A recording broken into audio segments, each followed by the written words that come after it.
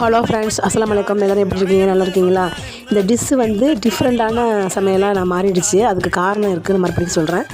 இதுக்கு வந்து கடல மாவு வாங்கி தான் செய்யலான்னு பார்த்தேன். கடைக்கு போக முடியல. ஏன்னா ரேஷன் கடைக்கு போய் ஜாமான் வாங்கிட்டு வந்ததுனால என்னால் முடியல. பெண்கள் கூட்டம் அதிகமாக இருந்ததுனால ஆண்கள் வரிசையில் என் பையனை நிற்க வச்சேன். குட்டி பையனாக இருக்கிறனால எல்லோரும் கொஞ்சம் கோவப்பட்டாங்க. சில பேர் வந்து பக்கத்தில் நின்றாக்கா தள்ளி விட்டு ஆண்கள் வரிசையில் போய் நிற்கிறீங்க அப்படின்னு கோவப்படுறாங்க. அப்படியே தெரிஞ்ச மனுஷராக இருக்காங்க, அவங்களே கோவப்படுறாங்க. யாரும் அறியாத மனுஷர் பழகாதவங்களாக இருந்தால் கூட பரவாயில்லை. கொஞ்சம் ஃப்ரெண்ட்ஸாகவே பழகிறவங்கள அப்படி மாதிரி இருந்தாக்கா அப்புறம் நம்ம என்னங்க செய்கிறது?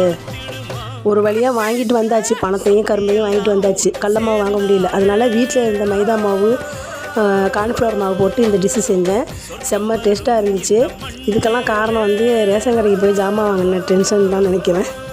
ஆண்கள்லாம் புள்ள வரிசையில் நிற்கட்டும்னு சொல்கிறாங்க, ஆனால் பெண்கள் தான் கோவப்படுறாங்க. டென்ஷனாக செஞ்ச டிஷ்ஷு செம்ம டேஸ்ட்டாக இருந்துச்சு.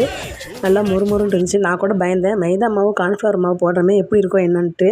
ஆனால் செம்மையாக சூப்பராக இருந்துச்சு. நீங்களும் ட்ரை பண்ணி பாருங்கள். கடல மாவுக்கு பதில் மைதா மாவு. பாய்.